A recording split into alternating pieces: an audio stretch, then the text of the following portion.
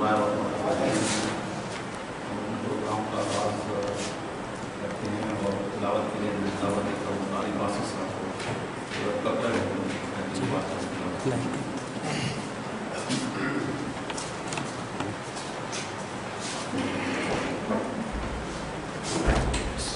أعوذ بالله من الشيطان الرجيم بسم الله الرحمن الرحيم يا أيها الذين آمنوا كتب عليكم الصيام كما كتب على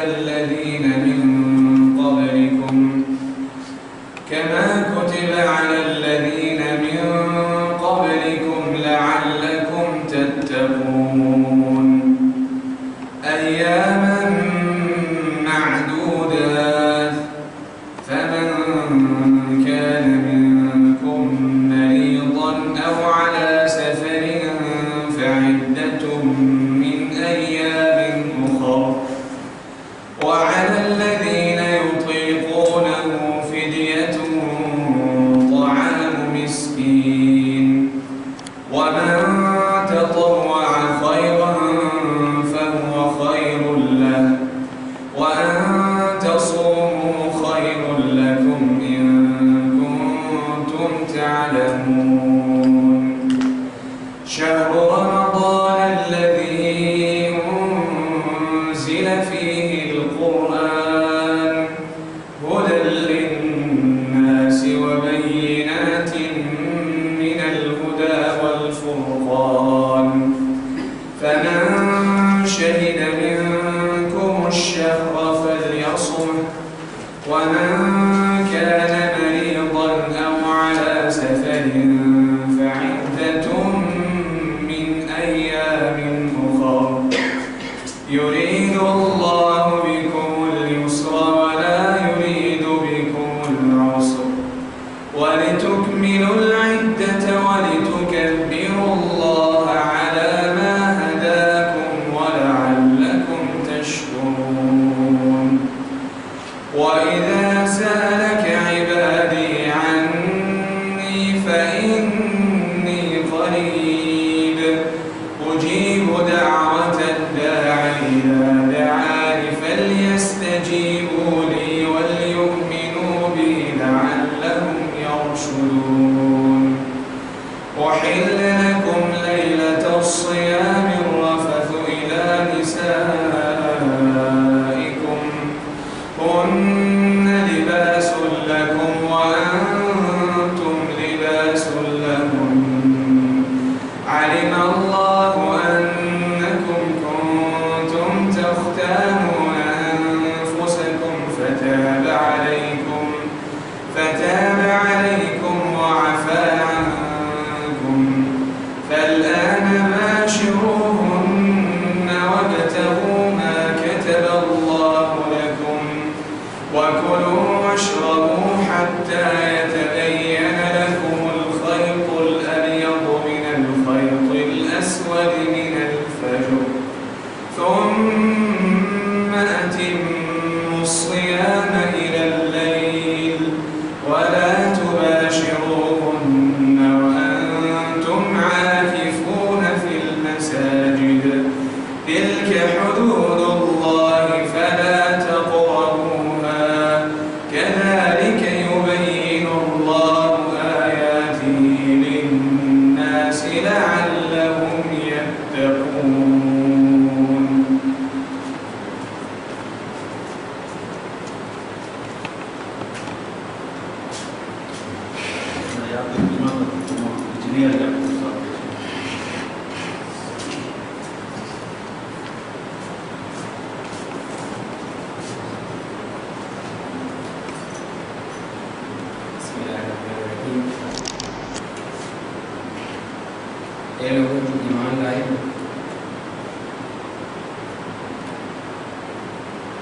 اے لوگوں جو ایمان لائے ہو تم پر روزے فرض کر دیے گئے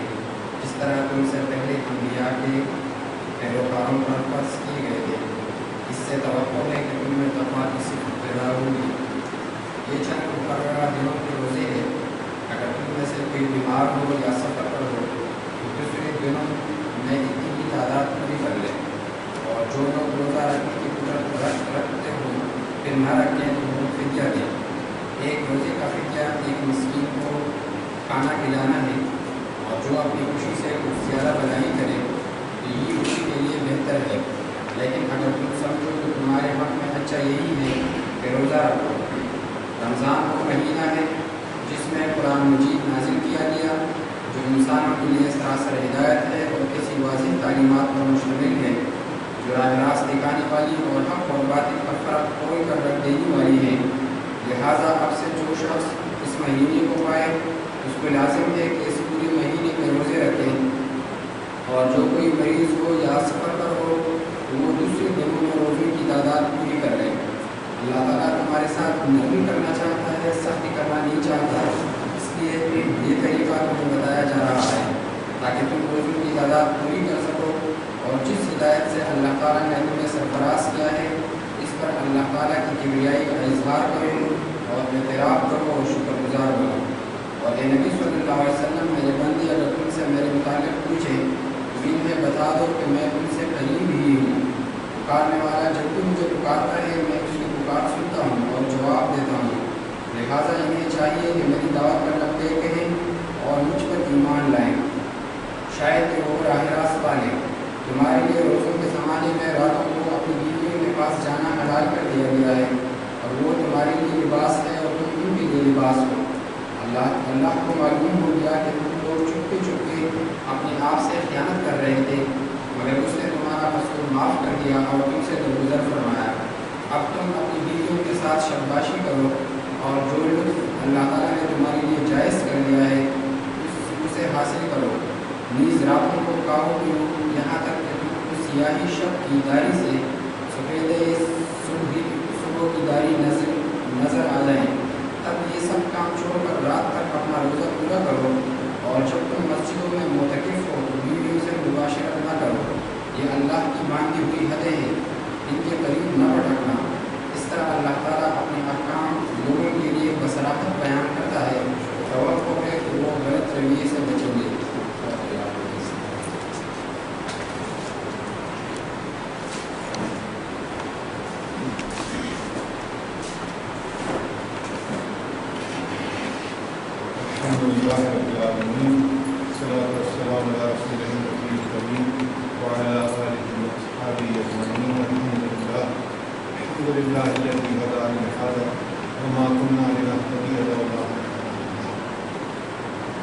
خواتین و حضرات، آج ہماری جو اسمبلی کا پروگرام ہے وہ گزشتہ ہفتے بھی جناب پروفیسر ڈاکٹر عبدالرحمان آصف صاحب کا تھا، لیکن کسی مجبوری اور ایمرجنسی کی وجہ سے ملا ہوتا ہے، لہٰذا آج معاشرت کو موجود ہیں، اور آج ان کا یہ پروگرام رمضان المبارک اور قرآن مجید جو ہے وہ انشاءاللہ آج کے سامنے موضوع پہ آپ سے مخاطب ہوں گے۔ میں ان سے گزارش کروں گا کہ تشریف لائیں اور آپ سے مخاطب ہوں۔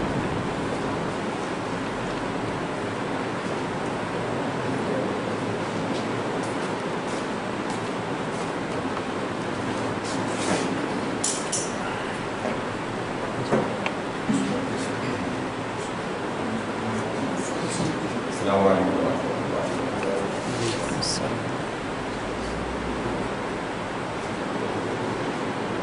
اعوذ باللہ من الشیطان الرجیم، بسم اللہ الرحمن الرحیم۔ رب اشرح لی صدری ویسر لی امری واحلل عقدۃ من لسانی۔ سامعین گرامی، یہ عنوان جو آپ کے سامنے لکھا ہوا ہے اس کے حوالے سے آپ نے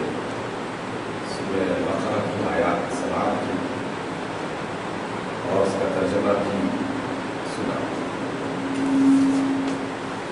یہ آیات اور اس کا ترجمہ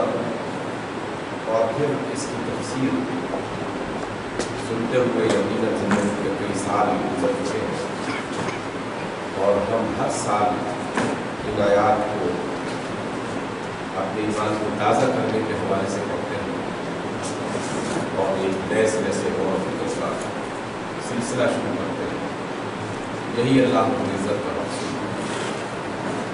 انسانی زندگی میں مسلسل غور و فکر کرتے رہنا اور اس کی ہدایات کو سیکھتے رہنا، اس میں نئی نئی حکمتیں تلاش کرتے رہنا، اور یہ کام زندگی کے آخری لمحے تک کرتے ہی چلے جانا، یہی اللہ رب العزت چاہتے ہیں۔ آج کی اس مختصر مجلس میں اس بات پر گفتگو نہیں ہوگی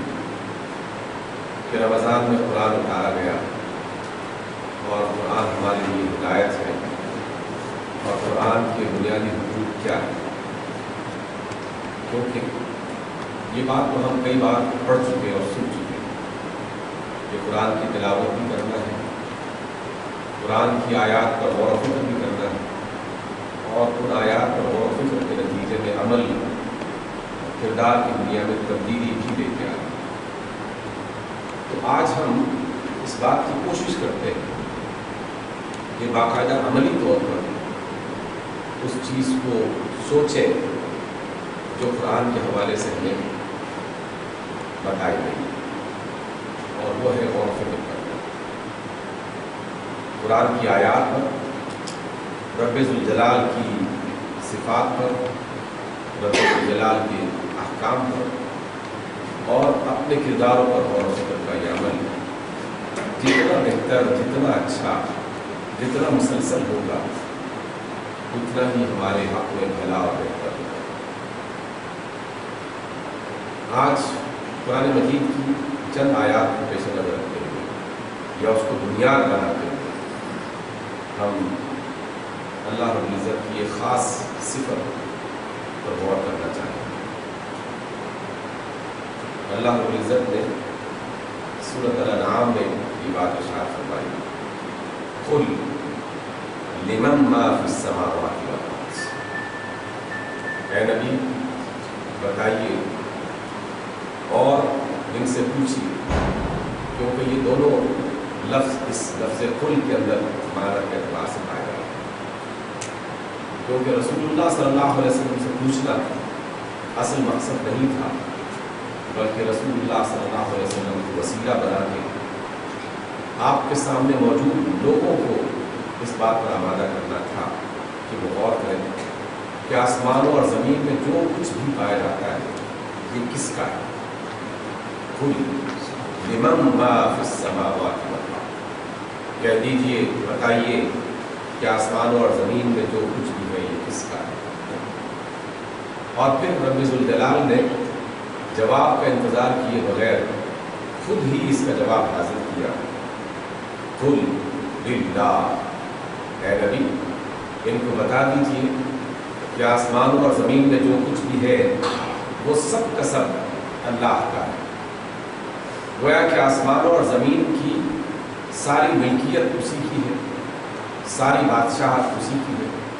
سارا اقتدار اسی کا ہے، سارا اختیار اسی کا ہے۔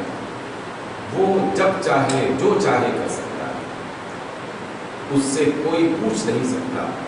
لیکن وہ سب سے پوچھ سکتا ہے۔ اس سے کوئی سوال نہیں کیا جا سکتا، لیکن وہ سب سے سوال کر سکتا ہے۔ اور اللہ کیا کر سکتا ہے،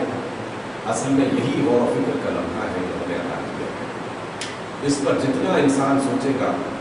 اس کی ایمان میں اتنی ہی زیادہ قوت اور توانائی پیدا ہونا شروع ہو جائے گی۔ وہ اللہ وہ اگر چاہے تو سمندروں کو برف کے پہاڑ بنا سکتا ہے، اور اگر وہ چاہے تو پہاڑوں کو ریت کے صحرا بنا سکتا ہے، اور اگر وہ چاہے تو پھولوں کے پر لگا کے انہیں تتلیاں بنا سکتا ہے، اور اگر وہ چاہے تو تتلیوں کو جما کر پھول بنا سکتا ہے۔ وہ اگر چاہے تو پتھروں میں روح ڈال کر انہیں چلنے پر مجبور کر سکتا ہے، اور وہ اللہ اگر چاہے تو بھاگنے دوڑنے چلنے پھرنے والوں کو پتھر بنا سکتا ہے۔ وہ اگر چاہے تو بشر کو اتنا بلند کر سکتا ہے کہ سارے نوری اس پر رشک کرنے لگے، اور اگر وہ چاہے تو سارے نوریوں کو بشر کے سامنے سجدہ ریز کر سکتا ہے۔ وہ اگر چاہے تو بادشاہ وقت کو کہ جو 40 سال تک लोगों के सामने अम्र और नहीं का मालिक बना बैठा रहा, उसे चाहे तो लोहे के पिंजरे में बंद करके और अदालत के कटहरे में ला सकता है। ये हमारी आंखों की बात है, देखने की बात है। वो चाहे तो गुलामों को अर्श में बिठा सकता है, और इस दुनिया ने ऐसी कई हुकूमतें देखी हैं कि गुलामज़ादे और गुलाम जो कल तक दरवाज़ों पे चौकीदारी का काम किया करते थे, वो अर्श के मालिक बन गए। यकीनन वो चाहे तो ज़मीन को आसमान और आसमान को ज़मीन बना सकता है। इसलिए ये कुल लिमन मा फिस समावाति वल अर्द, पूछिए इनसे कि आसमान और ज़मीन में जो कुछ भी है ये सब किसका है, और फिर इन्हें बता दीजिए कि ये सब अल्लाह का है। जो अल्लाह का है तो यकीनन वो इसमें तमाम तब्दीली और तग़य्युरात लाने का हक़ भी रखता है और कुदरत भी रखता है। दुनिया में ऐसे बेशुमार लोग हैं जो बहुत सारी चीज़ों का हक़ तो रखते हैं लेकिन कुदरत नहीं रखते, लेकिन अल्लाह रब्बुल इज़्ज़त अपनी कायनात में हर चीज़ का हक़ भी रखता है और कुदरत भी रखता है। इसी लम्हे, हर वक्त और हर लम्हे उसको अपने सामने रखते हुए, उसकी सिफ़ात पर गौर करते हुए अपने रवैयों को तब्दील करने की मुसलसल कोशिश करते रहना चाहिए। ये पहली बात है जो गौर व फिक्र का लम्हा हमें अता करता है, और ये जितना तवील हो उतना अच्छा है। जितना इसका दायरा वसअत पजीर हो उतना ही हम इंसानों के लिए बेहतर है। उसके बाद रब्बुल जलाल ने अपना तारुफ करवाते हुए किताब हिकमत में एक बात फरमाई, और जो आज की इस मजलिस का खुसूसी मरकज़ी मौजूद होगा, जो कि हमने कहा कि रमज़ान और कुरान अल्लाह का तारुफ क्या करता है, पेश करता है, और हमारे लिए उसमें सोचने और समझने की बात क्या है। अल्लाह रब्बुल इज़्ज़त ने किताब हिकमत में फरमाया, इसी आयत की कसम सुन रही कि जिसने कहा कि कह दीजिए कि आसमान और ज़मीन में जो कुछ भी है वो सब अल्लाह का है। फिर फ़ौरन बात कहा, कतबा अला नफ्सिही रहमा, उसने अपने ऊपर रहमत को लाजिम कर दिया, लिख दिया है। बिल्कुल वही लफ्ज़ जो रोज़ों की फ़र्जियत के हवाले से अल्लाह रब्बुल इज़्ज़त ने इस्तेमाल किया, कुतिबा अलैकुमुस्सियाम कमा कुतिबा अलल्लज़ीना मिन क़ब्लिकुम, तुम पर रोज़े फ़र्ज़ है जिस तरह तुमसे पहले वालों पर फ़र्ज़ थे। यही लफ्ज़ उसने अपनी ज़ात के लिए इस्तेमाल किया यहाँ पे कि कतबा अला नफ्सिही रहमा, उसने अपने लिए रहमत को फ़र्ज़ कर दिया। और जब ये वाला आयत का टुकड़ा मैंने पढ़ा, आयत में ये वाला टुकड़ा, तो फिर चंद रोज़ पहले एक बात जो हर साल हम सुनते हैं और हर मस्जिद में उसका तज़किरा होता है कि रमज़ान का पहला आशरा रहमत का आशरा है। और गुज़श्ता जुमे की बेशतर खुतबात में लोगों ने कहा कि जनाब आशरा रहमत ख़त्म हुआ, लेकिन फिर जब मैंने ये जुमला सुना और कहने की कोशिश की तो फ़ौरन बाद कुरान मजीद की ये आयत मेरे सामने आ गई कि कतबा अला नफ्सिही रहमा, उसने अपने लिए रहमत को लिख दिया है। तो फिर जवाब दिल ने एक और भी दिया, और वो ये है कि रहमत का आशरा ख़त्म हो चुका है लेकिन रहमत का अरसा ख़त्म नहीं हुआ। रहमत का पहला 10 दिन का एक पैकेज ख़त्म हुआ है लेकिन उसके रहमत का सिलसिला ख़त्म नहीं हुआ। क्या वाकई उसका रहमत का सिलसिला ख़त्म नहीं हुआ? इस पर हमने गौर व फिक्र करना है, और गौर व फिक्र जितना किया जाएगा अल्लाह रब्बुल इज़्ज़त ईमान के उतने ही नए दरीचे खोलता है। गौर करें, हम अपनी ज़ात के हवाले से, अपनी ज़मीन के हवाले से, अपने मुआशरे के हवाले से और अपनी दुनिया के हवाले से चंद लम्हे मुझे गौर व फिक्र की ये सआदत मुयस्सर आई। जो नताइज मुझे मिले मैं आपके सामने पेश करता हूँ। आप भी कि अल्लाह की रहमत का सिलसिला जारी, उसके रमज़ान का पहला आशरा रहमत ख़त्म हो गया है लेकिन रहमत का सिलसिला जारी, इसलिए जारी है कि अगर उसकी रहमत का सिलसिला जारी न रहता तो इस ज़मीन पर रहने वाले अक्सर लोगों की आंखें अब तक अंधी हो चुकी हैं। इसलिए कि जिन लोगों ने वो मंजर देखे हैं कि जिन मंजरों को देखने से रब ज़ुल-जलाल ने मना किया, अगर उसकी रहमत न होती तो वो उन आँखों को उसी वक्त अंधा बना सकता था, नाबीना बना सकता था। लेकिन उसने हमें ये सब कुछ करते हुए देखा, लेकिन हमारी आँखों की बीनाई छीनी नहीं, हमारी आँखें मुसलसल देख रही। ये उसकी रहमत का करिश्मा है कि हम बेशुमार गलत मंजर देखते हैं, लेकिन उसने बीनाई छीनने का फैसला। अगर उसकी रहमत का सिलसिला जारी न रहता तो इस ज़मीन पर रहने वाले बहुत सारे लोगों की समाअत खत्म हो चुकी होती और वो बहरे बना दिए जाते। लेकिन हम बेशुमार बातें सुनते हैं जो गलत होती हैं, जिनको सुनने से अल्लाह ने मना कर रखा है, जिन्हें हराम किया हुआ है। हम उन बातों को सुनते हैं, लेकिन हमारी समाअत खत्म नहीं हुई। सुनने की ताकत अल्लाह रब्बुल इज़्ज़त ने अभी तक दे रखी है। ये उसकी रहमत का सिलसिला है जो जारी है हम पर। और अगर वो चाहता तो जो सब कुछ उसका है, जिसने सब कुछ किया और कर रहा है, वो हमें भी बहरा बनाना चाहता तो एक लम्हे की ताख़ीर भी न करता और वो हमें बहरा बनाता। और उसकी रहमत का सिलसिला जारी है और हमारे जहनों में आने वाले हज़ार गलत ख्यालात, गलत इरादे, गलत नीयतें, गलत फैसले, वो हम देखते हैं, हम सोचते हैं, हम करते हैं, हम इरादा करते हैं। लेकिन अल्लाह रब्बुल इज़्ज़त इस सारी गुमराही को, इस सारी बगावत को देख रहा है, लेकिन हमारा दिमाग उसी तरह सोच और विचार की ताकत से मुज़य्यन है, उसे महरूम नहीं किया गया। हमारा दिमाग सोच रहा है तो ये इस बात की अलामत है कि उसकी रहमत का सिलसिला जारी है। अगर उसकी रहमत का सिलसिला जारी न होता तो इन अक्लमंद इंसानों को बेवकूफ़ और नादान और पागल बना के गलियों बाज़ारों में नंगे पाँव चला देता हो और उससे कोई नहीं पूछ सकता था हमने क्या किया, अपने बंदों को किस हाल में कर दिया। इसलिए कि उसने कतब अला नफ्सिही रहमा, अपनी रहमत को उसने फ़र्ज कर दिया है, लाजिम करार दे दिया है। इसलिए हमारा दिमाग काम कर रहा है, हम सोच और विचार की ताकतों से महरूम नहीं है। हमारे दिलों में कितने ही ऐसे इरादे और ख्यालात पैदा हुए कि जो अल्लाह को पसंद नहीं, अल्लाह उनसे नफरत करता है, लेकिन हमारे दिलों में वो जज्बे पैदा हुए और उन जज्बों की वजह से हमने अपने ही बहुत सारे भाइयों और बहनों को नुकसान पहुंचाने की कोशिश भी की। लेकिन इसके बावजूद भी दिलों की धड़कन जारी, जज्बे और जज्बात मौजूद है, एहसासात की दुनिया कायम और दायम है। ये उसी की रहमत का अंदाज है कि उसने हमारे दिलों की धड़कन को रोका नहीं। चाहता तो एक लम्हे में सारे इंसानों को पत्थर बना के उनके दिलों की इस गर्दिश को और धड़कन को बंद कर सकता था, लेकिन कतब अला नफ्सिही रहमा, उसने तो रहमत अपने ऊपर ली थी। इस वजह से ये रहमत का सिलसिला जारी है। हम में से कितने ही लोग हैं जो हर रोज़ अपने हाथ और अपने पाँव को इस तरह इस्तेमाल करते हैं जिससे वो अपना और दूसरों को नुकसान कर रहे हैं, अपने हाथों से दूसरों को अजियत पहुंचा रहे हैं, ऐसे मकामात पे जा रहे होते हैं जहां जाने से अल्लाह ने मना किया, ऐसे कदम उठा रहे होते हैं जिन कदमों को उठाने से अल्लाह ने मना किया, उन्हें हराम किया। लेकिन हमारे हाथ पाँव फारिश ज़दा नहीं है, चलने फिरने की सलाहियत मौजूद है, पकड़ने और चीज़ों को इख्तियार करने और लेने की ताकत मौजूद है,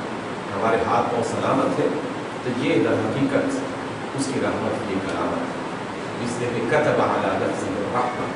उसने रहमत को अपने लिए लाजिम करार दिया है। और फिर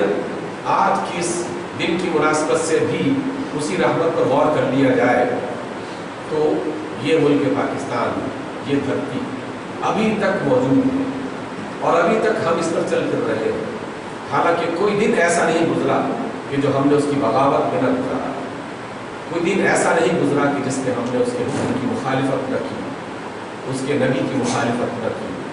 उसके कुरान की मुखालिफत न की। लेकिन ये ज़मीन मौजूद है, इस पर फसलें लहला रही हैं, बारिशों का सिलसिला जारी है, हवाएं लोगों को ऑक्सीजन मुहैया कर रही है और इस ज़मीन की तमाम अशिया, तमाम मखलूक़ात जो जो उसके अंदर नेमतें अल्लाह रब्बुल इज़्ज़त ने रखी थी वो नेमतें हमें मुयस्सर हैं और हम इस ज़मीन पर सांस ले रहे हैं, चल फिर रहे हैं, हमारे घर कायम, हमारी दुकानें कायम, हमारे कारखाने कायम, हमारे दफातर कायम, हमारी मुख्तलिफ़ किस्म की कंपनियाँ कायम, ये सब कुछ मौजूद है और ये भी उसी की रहमत के कारण। हालांकि हमने उसकी बगावत और नाफरमानी करने में कोई कसर नहीं छोड़ा। इस एतबार से यकीनन अल्लाह रब्बुल इज़्ज़त ने जो फैसला किया है कि कतब अला नफ्सी रहमा, वो इस पर मुसलसल अमल कर रहा है। एक और बात जो इन सब बातों पर भारी है और वो ये है कि उसने अगर हमें अभी तक सोचने और अमल करने की मोहलत दे रखी है तो ये उसकी सबसे बड़ी रहमत है। किसी भी फर्द को अमल की और गौर व फिक्र की मोहलत मुयस्सर आ जाए तो ये उसकी रहमत की सबसे बड़ी दलील है। क्योंकि जिस रोज़ कोई शख्स अल्लाह ताला की कायनात, उसकी बादशाह, उसके अहकाम, उसके कुरान, उसके नबी के फरमान पर गौर करना शुरू कर दे, उस रोज़ उसके अंदर की दुनिया पलट सकती है, बदल सकती है। और जिस रोज़ उसके अंदर की दुनिया बदल जाए, अल्लाह की रहमत फिर उसके लिए फैसला ये करती है कि अब इसके सारे सालों का गुनाह माफ़ कर दिया। ये उसकी रहमत का फैसला है और ये फैसला उसने कई बार किया और क़यामत तक करता रहे। इस हवाले से खुसूसी तौर पर आप असहाब रसूल का ज़माना ज़रूर मुताला कीजिए और उसको पढ़िए कि अल्लाह रब्बुल इज़्ज़त ने वो लम्हा गौर व फिक्र जिनको मुयस्सर किया और उसकी वजह से जब उन्होंने ईमान कबूल किया तो अल्लाह की रहमत कैसे उनके शामिल हाल हुई। एक लम्हा पहले वो शख्स काबिल गर्दन ज़दनी था, उसके कत्ल का परवाना जारी हो चुका था और वो मक्का से भागकर किसी और इलाके में पनाह लेने के बारे में सोच रहा था। और दूसरे लम्हे में उसका एक दोस्त है उसके पास पहुंचता है और पूछता है उससे कि काब कहाँ जा रहे हैं। तो काब कहते हैं कि जनाब तुम्हारे नबी ने मेरे कत्ल का परवाना जारी कर दिया है, अब मेरी जान कहाँ बच सकती है यहाँ, इसलिए फरार इख्तियार करना चाहता हूँ। और इकरमा कहते हैं कि काब तुम नबी को जानते हैं, आओ और उसकी बात उसके दरबार में आके अपनी गलती का एतराफ़ तो करो और जो बात को बता रहा है लोगों को, जिस पैगाम को वो सुना रहा है, उस पैगाम को सुनते हुए गौर करते हुए कबूल करने की कोशिश तो करो। पैगाम सुना उसने इकरमा से और फ़ौरन कहा कि मुझे रसूलुल्लाह सल्लल्लाहु अलैहि वसल्लम की खिदमत में ले जाओ। उसने कहा कि मैं तो जहाँ से गुजरूँगा तो वो तो लोग पहचान कर मुझे मोहलत नहीं देंगे रसूलुल्लाह तक पहुँचने की, मुझे रास्ते में ही कत्ल कर देंगे। इसलिए उसने अपनी पगड़ी से चेहरा छुपा लिया और रसूलुल्लाह सल्लल्लाहु अलैहि वसल्लम को कहा कि या रसूलुल्लाह मैं एक कसीदा सुनाना चाहता हूँ, रास्ते में चलते चलते बन गया है, अगर आप इजाज़त दें तो सुनाना चाहता हूँ। आप अलैहिस्सलाम ने कसीदा सुना और जब वो इस बात पर पहुँचा, इस शेर पर कि नुब्बितु अन्ना रसूलल्लाहि वअदनी वल अफ़्वु इंदा रसूलिल्लाहि मक़बूल, मुझे खबर दी गई है कि रसूलुल्लाह ने मुझे धमकी देकर कत्ल का परवाना जारी कर दिया, धमकी दे दी है रसूलुल्लाह ने मेरे कत्ल, जबकि मैं जानता हूँ कि रसूलुल्लाह के खसलतों में माफ़ करना एक बहुत बड़ी खसलत है। रसूलुल्लाह को माफ़ कर दिया करते। रसूलुल्लाह ने सुना और फरमाया सल्लल्लाहु अलैहि वसल्लम ने कि हाँ वाकई में माफ़ कर दिया करता। तो उसने अपने चेहरे से नकाब उतारा और कहा कि मैं हूँ काब कि जिसको कत्ल करने का आपने परवाना किया। आपने फरमाया कि अपना कसीदा पूरा करो। कसीदा पूरा किया, आप खुश हुए, उससे माफ़ किया और अपनी चादर उतारकर तोहफे के तौर पर उसे लगा और कहा कि ये है चादर, और उन्हीं का कसीदा बुर्दा कहलाता है। ये माफ़ी का लम्हा, ये गौर व फिक्र का लम्हा जो जनाब काब इब्न ज़ुहैर को मुयस्सर आया और उनकी साबिक़ा सारी ख़ताओं को माफ़ कर दिया। इस वजह से अल्लाह की रहमत का जो सबसे अजीम शान सिलसिला है या उसकी जो सबसे खूबसूरत शक्ल है वो यह है कि जब किसी इंसान को सोचने का लम्हा मुयस्सर आ जाए और जब भी किसी को अपनी गलती का एहसास हो जाए तो ये लम्हा उसकी ज़िंदगी में सारी खराबियों को दूर करने के लिए काफ़ी हो जाता है। और इस तरह की बेशुमार बातें वो शख्स कि जिसने आकर रसूलुल्लाह से फरमाया था कि या रसूलुल्लाह मैं हूँ वहशी, मैंने आपके चचा को कत्ल किया, और अल्लाह के रसूल पूछते हैं कि किस तरह कत्ल किया, किसने तुम्हें इस बात पर आमादा किया। वो पूरी कहानी सुनाता है, वहशी का कहानी सुनाता है, पूरी दास्तान सुनाता है اور رسول اللہ صلی اللہ علیہ وسلم کے آنسو ان کی گاڑی کو بھگو دیتے ہیں، اور اصحاب رسول پریشان ہو جاتے ہیں کہ تم نے تو رسول اللہ کو پریشان کر دیا ہے، لیکن اللہ کے رسول کہتے ہیں کہ سناتے رہو، اور وہ کہانی سنا رہا ہے، اور سناتے سناتے رسول اللہ صلی اللہ علیہ وسلم نے اپنے ہاتھ آگے کی اور کہا کہ وحشی ہاتھ بڑھاؤ اور کلمہ پڑھ لو، میں نے تمہیں معاف کیا۔ یہ لمحہ جو اسے میسر آیا، اس کے اتنے بڑے گناہ کو کہ سید الشہداء کے قتل کرنے والے کو معاف کر دیا گیا، یہ لمحہ سب سے بڑی رحمت کا لمحہ ہوتا ہے۔ اور رمضان میں یا رمضان کے باہر یا رمضان کے اندر کسی کو میسر آ جائے تو اس کی سابقہ زندگی کے سارے گناہ دھل جاتے ہیں، اس کی زندگی کے سارے غفلتیں اس کی ختم ہو جاتی ہیں، اور یہی اللہ رب العزت کی رحمت کی سب سے بڑی بخشش ہے۔ بالکل یہی بات کہ جو وحشی کے ساتھ پیش آئی، جو کعب بن زہیر کے ساتھ پیش آئی، وہی ہند کے ساتھ بھی پیش آئی۔ ہند نے بھی یہی کہا تھا کہ یا رسول اللہ میں کلمہ پڑھنا چاہتی ہوں، کلمہ پڑھ لیا، ایمان قبول کر لیا، پھر پوچھا کہ یا رسول اللہ کیا آپ مجھے پہچانتے ہیں؟ آپ نے فرمایا کہ نہیں پہچانتا۔ ہند کہتی کہ میں ہوں ہند کہ جس نے حمزہ کا کلیجہ چبایا۔ اللہ کے رسول نے فرمایا کہ جاؤ میں نے تمہیں معاف کیا، اس لیے کہ تو ایمان کو قبول کر چکی ہے، اور ایمان کفر کے سارے لمحوں کو ختم کر دیتا ہے۔ ایمان ہی کا لمحہ در حقیقت رحمت کی سب سے بڑی صورت ہے، اور یہ اللہ رب العزت کی سب سے بڑی نعمت ہے، اس لیے کہ اللہ رب العزت نے کتب علی نفسہ الرحمہ، رحمت کو اس نے اپنے اوپر لاگو کر دیا ہے، لکھ دیا ہے۔ سرزمین پاکستان، اس کے حوالے سے خصوصی بات ہمیں ضرور سوچنی چاہیے کہ یہ زمین جو قائم دائم ہے، چاہے کیسی بھی ہے لیکن قائم دائم ہے، اور ہم اس پر اپنی زندگی بسر کر رہے ہیں، لیکن اس زمین کے بنانے میں اور اس زمین کو سجانے میں جن لوگوں نے اپنا کردار ادا کیا، ان میں بہت سے متقی اور ایماندار لوگ بھی موجود تھے، بہت سے پرہیزگار، تہجد گزار، 5 نمازوں کے پابند، قرآن مجید کے حافظ، یہ سب لوگ بھی موجود تھے۔ لیکن مجھے ان لوگوں میں ایک شخص ایسا بھی دکھائی دیتا ہے جو نہ قرآن پڑھنے والا تھا، نہ نمازوں کا بہت زیادہ پابند تھا، نہ تہجد گزار تھا، تہجد کا اسے پتہ بھی نہیں تھا شاید، نہ وہ عالم تھا، نہ وہ بہت زیادہ متقی اور تقوی کے اعتبار سے لوگوں میں معروف تھا، لیکن اس کی ایک شہرت تھی کہ یہ آدمی سچا ہے اور یہ آدمی امانت دار ہے۔ ان دو خوبیوں کی بنیاد پر کہ ایک آدمی سچا ہے اور امانت دار ہے، جس بات کو حق سمجھ لے اس پر ڈٹ جاتا ہے، ان دو خصوصیات کی بنا پر اللہ رب العزت نے اسے وہ لمحہ عطا کر دیا کہ جو سوچ و بچار کا غور و فکر کر لیا، اور اس نے پہچان لیا کہ ہندو اور مسلم اکٹھے نہیں رہ سکتے، ہندو اور مسلم دو مختلف قسم کے مزاج، دو مختلف قسم کے نظریات اور دو مختلف قسم کی شخصیتیں رکھتے ہیں، ان دونوں کو آپس میں ملا کر ایک قوم نہیں بنایا جا سکتا۔ بس جس لمحے اسے یہ خیال مل گیا، اس کا ایمان تازہ ہو گیا، اور اس کے اندر یہ دو صفتیں پائی جاتی تھیں کہ وہ سچا ہے، امانت دار ہے، تو اللہ رب العزت نے بر صغیر کے بے شمار علماء، تہجد گزاروں اور نمازیوں کی قیادت اس کے ہاتھ میں۔ محمد علی جناح، کوئی اور خوبی مجھے اس کے اندر دکھائی نہیں دیتی سوائے ان دو خوبیوں کے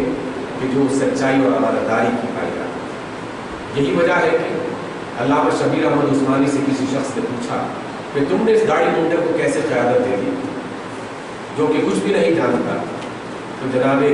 علامہ شبیر احمد عثمانی کہتے ہیں کہ مجھے بر صغیر کے مسلمانوں کے لیے ایک اچھے وکیل کی ضرورت تھی، اور اس سچے اور امانت دار وکیل سے زیادہ بہتر اور کوئی شخص مجھے نہیں ملا۔ اس وجہ سے ہم اس کے پیچھے مقتدی بن کے چلنے کے لیے تیار ہیں، اور اس کو لیڈر بنا دیا ہے، قیادت اس کے حوالے کر دی ہے، اس لیے کہ اس موقع پر اسی بندے کی ضرورت تھی، اور اللہ رب العزت نے یہ جنت ہمارے حوالے کر۔ سارے الزامات اور ساری باتوں کے باوجود بھی اسی ایک بات کو بنیاد بنا دیا جائے تو اللہ رب العزت کی رحمت کے منظر دکھائی دے سکتے ہیں۔ اب یہ دھرتی تو مل گئی، لیکن اس دھرتی کو بچانے کے لیے ہمیں پھر دوبارہ انہی دو صفات کو اپنے اندر اختیار کرنا ہوگا کہ جن صفات کی بنیاد پر اللہ رب العزت نے ایک عام سے شخص کو قیادت کا رتبہ عطا کر دیا تھا، اور جسے بڑے بڑے علماء نے بھی قائد اعظم کہنے پر کوئی حرج محسوس نہیں کیا۔ تمام تر اختلافات کے باوجود بھی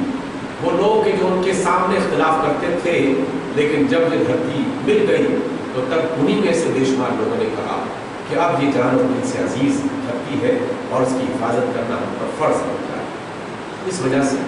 اس ملک کو بچانے کے لیے دوبارہ ہمارے اندر وہی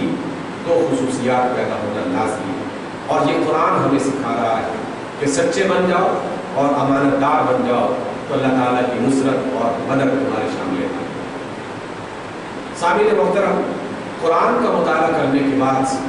رسول اللہ صلی اللہ علیہ وسلم کی سیرت کا مطالعہ کرنے کے بعد دو تین اور بھی باتیں سامنے آئی، وہ بھی آپ کے سامنے رکھنے کی جسارت ہے۔ اس پاکستان کے رہنے والوں پر اللہ رب العزت کی خصوصی رحمت ایک اور انداز میں، اور یہ خصوصی رحمت یہ ہے کہ اللہ رب العزت نے پاکستان کو وہ دو دشمن عطا کیے ہیں جو دشمن رسول اللہ صلی اللہ علیہ وسلم کے دشمن کا ملنا یہ اللہ کی رحمت ہے۔ جناب جلال الدین رومی کے پاس ایک دفعہ ایک شخص آیا اور کہا کہ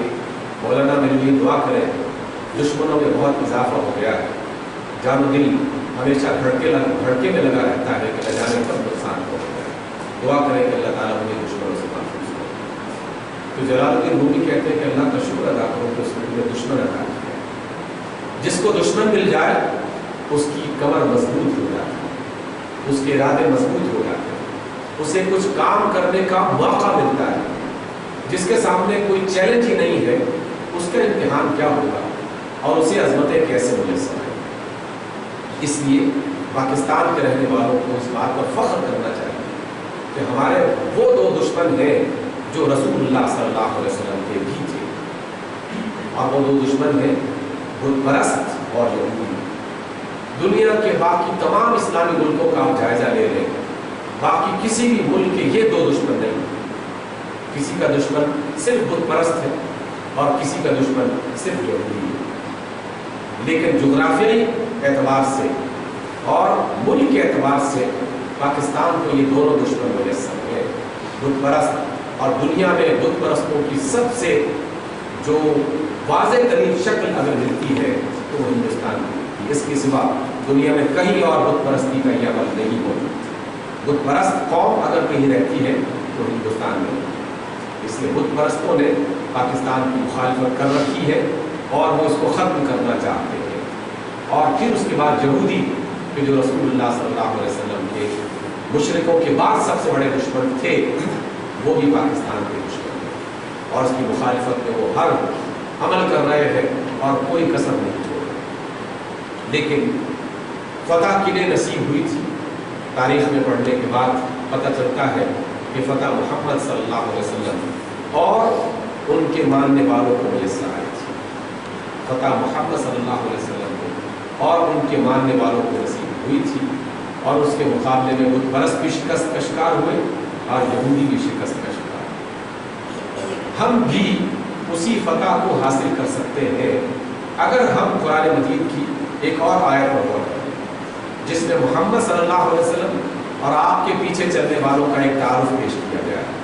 سورۃ الفتح آیت نمبر 29 آپ سب جانتے ہیں، صرف یاد دہانی کے لیے اسے آپ کے سامنے پیش کرتا ہے۔ اللہ فرماتے ہیں محمد رسول اللہ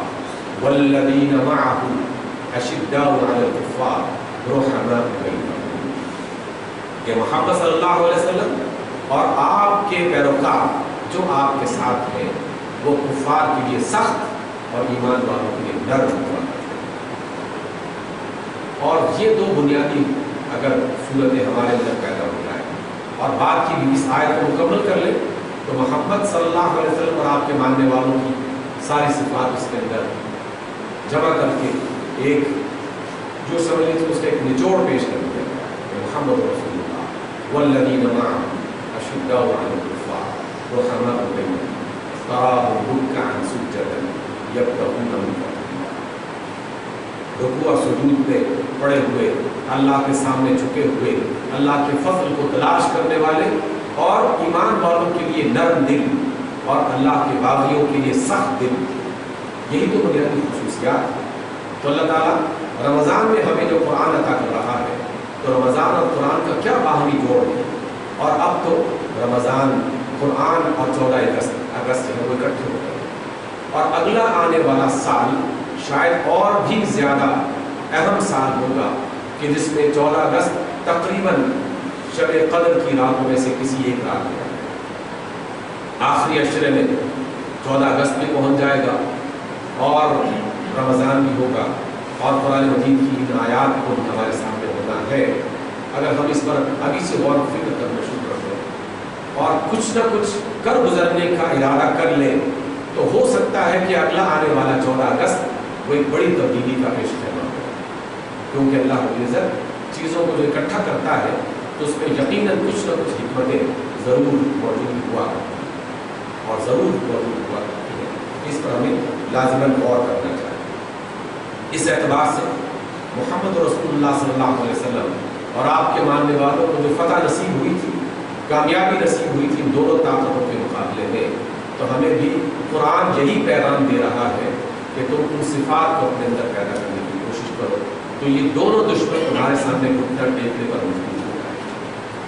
یہ اللہ نے پہلے بھی کیا تھا اور یہ اللہ دوبارہ کرنے والا ہے. اس لیے کہ اللہ رب العزت پہلے فیصلہ.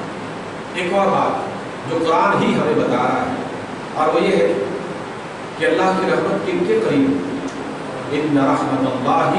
قریب من المحسنین، سورۃ الاعراف آیت نمبر 56. اللہ تعالیٰ کی رحمت تو اچھے کام کرنے والے اور کاموں کو اچھے طریقے سے کرنے والوں کے قریب ہے. محسن کے یہ دو معنی ہیں. محسن کا معنی ہے اچھا کام کرنے والا اور کام کو اچھے طریقے سے کرنے والا. اس لیے جب بھی ہم صحیح راستے پر چل پڑیں گے اور صحیح راستے پر چلنے والے صحیح طریقے سے اس پر چلیں گے تو اللہ کی رحمت قریب ہے. اس وقت ہماری موجودہ جو مشکل ہے وہ یہ ہے کہ ایک بہت بڑی تعداد صحیح راستے پر چل نہیں رہی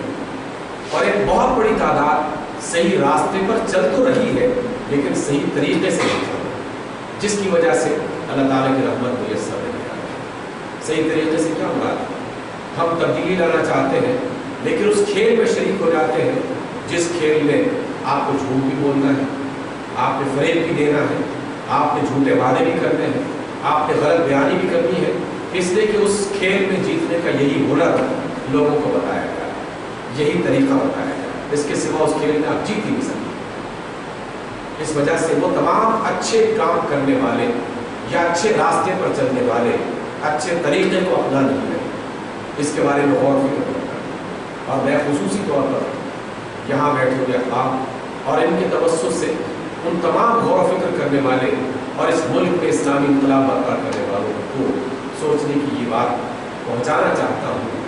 کہ الیکشنز، انتخابات، سیاسی تبدیلی یقیناً یہ ایک راستہ اچھا ہے. اس لیے کہ یہ راستہ اس وجہ سے اچھا ہے کہ اس سے قیادت تبدیل ہو اور قیادت تبدیل ہو جائے تو گاڑی کا رخ بدل جاتا ہے.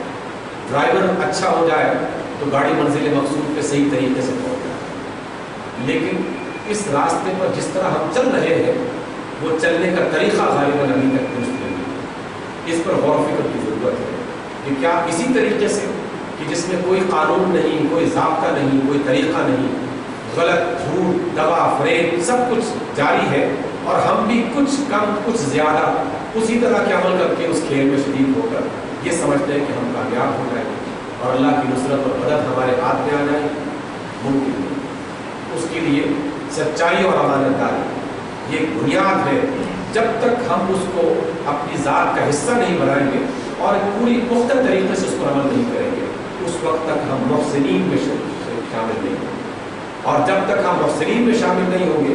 تو اس وقت تک اللہ کی رحمت ہمارے قریب نہیں آئے گی. اس لیے کہ اللہ رب العزت نے یہ فیصلہ فرمایا ہے ان رحمت اللہ قریب من المحسنین، محسنین کے قریب ہی اللہ رب العزت کی رحمت ہوا. قرآن مجید کی ایک اور آیت جو رحمت ہی کے حوالے سے سورۃ الاعراف کی آیت، اللہ تعالیٰ نے خود اس کو بیان کیا ہے. ایک نبی نے دعوت اللہ تعالیٰ کو پکارا اور اسے بلایا اور اسے دعا کی اور کہا کہ وقت لنا فی ہذہ الدنیا फी हादिहि दुनिया रहमतन व फिल आखिरह, ए अल्लाह हमारे लिए इस दुनिया में और आखिरत में रहमत है। और अल्लाह रब्बुल इज़्ज़त ने उसके जवाब में ये बात कही कि क़ाल अज़ाबी उसीबु बिही मन अशा, मैं जिसको अज़ाब देना चाहूँ उसको अज़ाब मुबतला कर सकता हूँ, लेकिन व रहमती वसिअत कुल्ल शै, मेरी रहमत हर चीज़ पर वसी है, हर चीज़ को अपने अहाते में उसने ले रखा है। लेकिन ये रहमत लिखूंगा किसके लिए? फसअक्तुबुहा लिल्लज़ीना यत्तक़ून, मैं ये रहमत उनके लिए लिखूंगा कि जो तक़वा के रास्ते पर चल रहे हैं। और फिर उसके बाद एक पूरी तफसील के साथ मुहम्मद सल्लल्लाहु अलैहि वसल्लम का तज़किरा कर दिया गया और कहा कि जो ज़कात अदा करते हैं, जो मेरी आयात पर यकीन करते हैं और जो उस रसूल की पैरवी करते हैं कि जिस रसूल का तज़किरा साबिक़ा आसमानी किताबों में किया गया, फसअक्तुबुहा लिल्लज़ीना यत्तक़ून व यु'तूना ज़कात वल्लज़ीना हुम बिआयातिना युमिनून अल्लज़ीना यत्तबिऊना अर्रसूला अन्नबिय्यल उम्मी अल्लज़ी यजिदूनहु मक्तूबन इंदहुम फित-तौरात वल इंजील यअमुरुहुम बिल मारूफ व यनहाहुम अनिल मुनकर व युहिल्लु लहुमुत तय्यिबात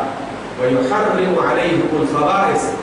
व यदअु अन्हुम इस्रहुम वल अग़लाल अल्लती कानत अलैहिम वल्लज़ीना आमनू बिही व अज़्ज़रूहु व नसरूहु वत्तबअु नूर अल्लज़ी उन्ज़िला मअहु उलाइका वही कामयाब। सारी बातों को खोल कर बयान कर दिया कि जिस नबी की पैरवी करेंगे, जो उम्मी है, जिनका तज़किरा साबिक़ा आसमानी किताबों में हुआ, जो मारूफ को हलाल, मारूफ का हुक्म देते हैं, मुनकर से मना करते हैं, तय्यब को हलाल करते हैं, खबीस को हराम करते हैं, बोझ उतारने वाले, बेड़ियाँ खोलने वाले इस रसूल की पैरवी करते हैं और उस नूर को इख्तियार करते हैं जो उन पर उतारा गया, वैसे ही लोगों के हाथ में कामयाबी का परवाना, कामयाबी उन्हीं के हिस्से में लिखी है। इस वजह से रहमत का ये एक पैगाम है जो कुरान और रमज़ान हमें सिखाता है। मैं दोबारा उस बात को दोहराता हूँ कि रहमत का अशरा ख़त्म हुआ, लेकिन रहमत का सिलसिला ख़त्म नहीं हुआ। एक और बात कि रहमत का सिलसिला किन के लिए जारी रहेगा, कुछ बातों का तज़किरा कर चुका हूँ, लेकिन अल्लाह के रसूल सल्लल्लाहु अलैहि वसल्लम ने एक और भी सूरत बताई है या एक और भी उसूल बताया है कि रहमत किन के लिए लिखता है। अल्लाह हज़रत जरीर इब्न अब्दुल्लाह फरमाते हैं कि रसूलुल्लाह सल्लल्लाहु अलैहि वसल्लम ने फरमाया, मन ला यरहमिन नास ला यरहमुल्लाह, जो लोगों पर रहम नहीं करता अल्लाह उस पर रहम नहीं करता। गोया कि अल्लाह की रहमत का सिलसिला जारी तो है, लेकिन उनके लिए जो लोगों के लिए मेहरबान है, जो लोगों के लिए रहमत के दरवाजे खोल के रखते हैं। और रसूलुल्लाह सल्लल्लाहु अलैहि वसल्लम के एक और फरमान जिसे अबू दाऊद ने रिवायत किया, रसूलुल्लाह फरमाते हैं कि ला तुनज़उ रहमतु इल्ला मिन शक़ी, सिवाय बदनसीब के और किसी बंदे से रहमत को जुदा नहीं किया जाता। अगर किसी बंदे के दिल में सख्ती आ चुकी है, बेरहमी आ चुकी है और वो जुल्म करने पर लग गया है, तो सिवाय इसके और कुछ नहीं है कि वो एक बदनसीब आदमी। और ऐसे बदनसीब हमारी क़यादत के अक्सर अफराद कि जो इस मुल्क के रहने वालों पर हर तरीके से जुल्म उठा रहे हैं और जुल्म करने के बाद, कत्ल करने के बाद मगरमच्छ के आंसू भी बहाने वाले। अल्लाह भी जानता है, अल्लाह के बंदे भी जानते हैं, मुहम्मद सल्लल्लाहु अलैहि वसल्लम भी जानते हैं और उन पर ईमान रखने वाले मोमिनीन भी जानते हैं कि जुल्म करने वाला कौन, और जुल्म करने के बाद झूठ के आंसू बहाने वाला कौन, उनके साथ हमदर्दी के बोल बोलने वाला कौन। ये सब कुछ अल्लाह के यहाँ बिल्कुल खुला और बाशगाफ अंदाज में उसके सामने मौजूद है, इसलिए उसे फरेब नहीं किया जा सकता। साबिर मुहतरम, दूसरी और आखिरी दूसरा लम्हा मरहला, और इस पर हम अपनी बात को समेटने की कोशिश करते हैं कि अल्लाह रब्बुल इज़्ज़त की तरफ से दूसरा आशरा शुरू हुआ जिसे हम मग़फ़िरत का आशरा कहते हैं। मग़फ़िरत का आशरा जो है ये जुमे के दिन से शुरू हुआ है, लेकिन फिर वही बात मैं कहना चाहता हूँ कि मग़फ़िरत का अमल ये जुमे से शुरू नहीं हुआ, ये तो अज़ल से जारी है और अबद तक जारी है। یہ اللہ رب العزت کی صفت اور اللہ کی ساری صفات ازلی اور ابدی ہے. اس پہ زمانہ اگر کہیں آتا ہے تو وہ تو صرف ہماری پہچان کے لیے یا ہمارے حوصلے بڑھانے کے لیے یا ہمیں زیادہ قوت کے ساتھ اور جان فشانی کے ساتھ کام کرنے کے لیے بتایا جاتا ہے.